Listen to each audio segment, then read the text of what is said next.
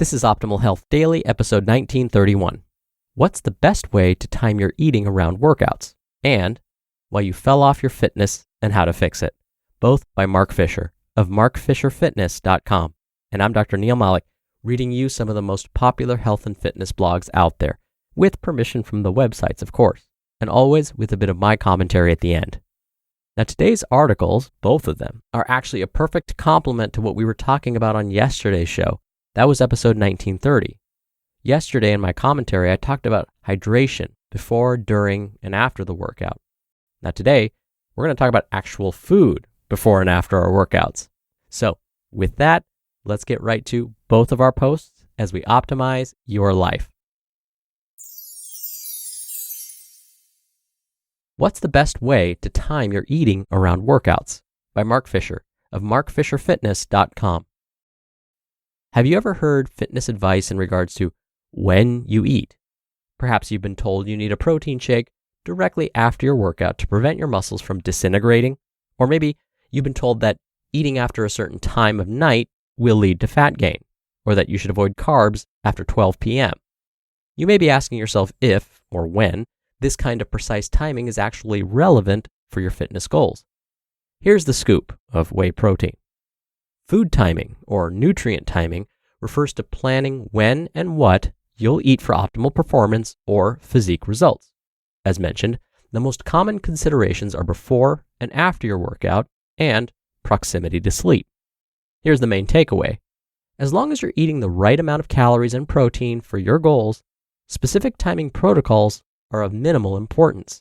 Or, as stated as the inversion, if you're not hitting your daily goals, the nutrient timing thing is really meaningless.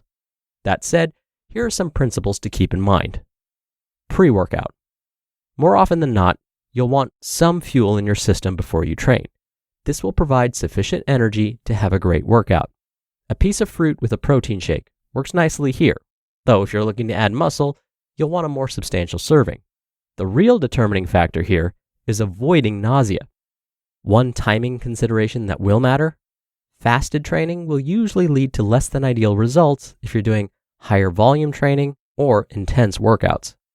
You can get away with fasted workouts if they're shorter in length or lower in intensity and volume. But as a rule, you're best off to have some energy, think food, in your system for more vigorous sessions. If you're not fueled, you can't train hard enough to impact your metabolism, your muscle growth, or your performance goals. So make sure you're fueled so you don't get bonked and have a subpar training session. Post-workout. During the 60 to 90 minute window after a training session, your body is looking to replenish post-workout. This makes it a great time to have your biggest meal of the day. Including a moderate serving of carbs is a great choice for your post-workout meal. But let me again reiterate, if you're eating regularly and have food in your system, this isn't a mission-critical situation. And late night eating. Many people think eating late in the day leads to extra fat gain. Sometimes you'll be advised to specifically avoid carbs later in the day, as you'll be burning less calories and will be going to bed soon. This is often attributed to a spike in insulin. This is not accurate and does not reflect how the body works. While this can be a valid strategy to support an overall reduction in calories, the specific timing won't play a meaningful role. If you're eating the right amount for your goals, you have a lot of leeway to set up your daily eating schedule based on your personal preference of timing and meal frequency. In fact, many people find they sleep best by having a moderate-sized portion of carbs in their last meal of the day a few hours before bed. Once again, the most important metric is total daily caloric intake. Although the mentioned considerations for fueling your workouts can have some impact, overall, the precise timing can be played with. And as always, the only strategies that are worth pursuing are the ones you can realistically execute within the confines of your lifestyle and preferences. Why you fell off your fitness and how to fix it, by Mark Fisher of markfisherfitness.com. Most humans fall off the fitness wagon at some point. Sometimes we fall off intermittently, but mostly stay on course. Other times, we try to start a new routine but fail to launch. The latter situation can feel pretty discouraging. It can even lead to giving up. or concluding, we're just not fitness people. Gentle listener, take heart. Here are some common reasons you tried to get fit but didn't succeed, and they are all solvable issues. 1. You chose an exercise modality you didn't like or can't tolerate. Done is better than perfect. Too often, would-be fitness heroes focus on what's optimal over what's sustainable. Sure, some types of exercise are better for a given goal, and some forms of exercise will give you more total bang for your health and fitness buck. But if you find yourself bored or dreading your choice, it's time to try something else. Pro tip: your preferred modality usually changes over time.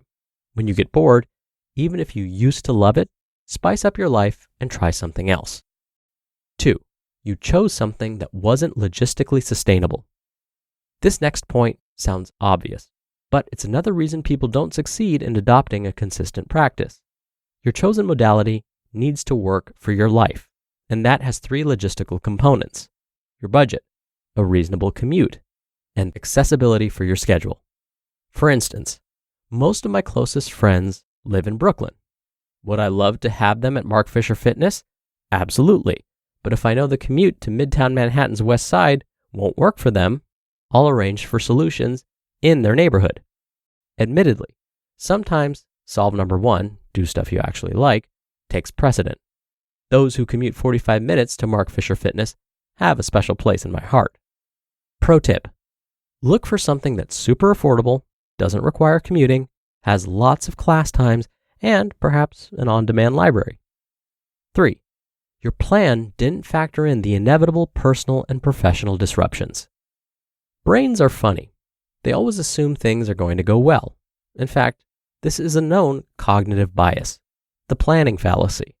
We tend to assume everything will go smoothly, so we fail to plan for the slings and arrows of life. Planning fallacy actually has its advantages. If most humans really grasped how hard it is to do stuff, we wouldn't start businesses, have babies, or renovate our kitchen. Having said that, we need to build in allowances for disruptions to our plan. When you're designing your week of fitness, consider what will get in the way. Don't be too optimistic about how perfectly your week will go. Create backup plans for both training and nutrition so you can stay on track when life happens. And consider training, shopping, and cooking first thing if that makes it more likely to get done. And 4, you tried to go it alone. None of us are an island. If there's one thing we've seen in behavior change research, it's this: social context matters. Some individuals have freakish willpower. They can grit their teeth and leverage discipline to adopt new fitness habits, and this is impressive. But most of us are mere mortals, and that means we succeed with the help of a supportive community. This can look like a lot of things. It can be an informal pact with close friends. It can be joining a community-oriented training space. It can be joining a fitness-oriented community. Most powerfully, it can come in the form of a coach who offers guidance, support, and accountability. Whatever your choice of modality, fitness is best pursued with the support of other humans.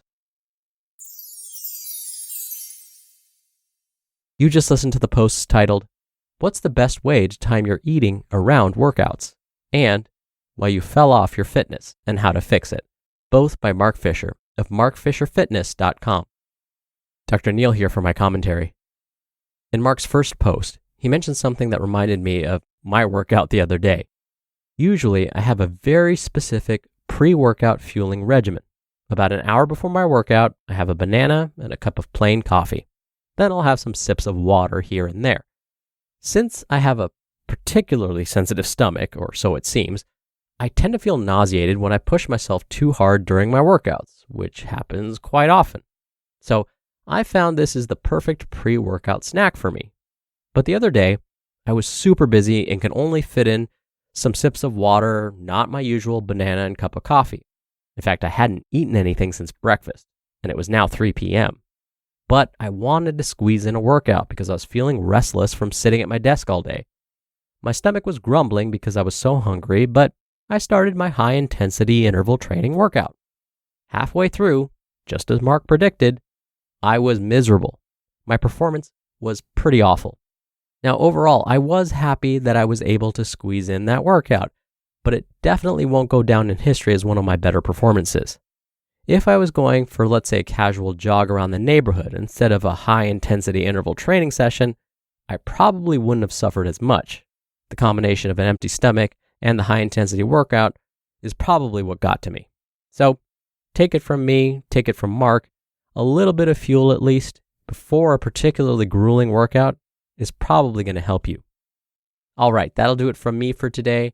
I'll be back here tomorrow for the usual Friday Q&A, which is one of my favorite parts of doing this show. So I'll see you there where your optimal life awaits.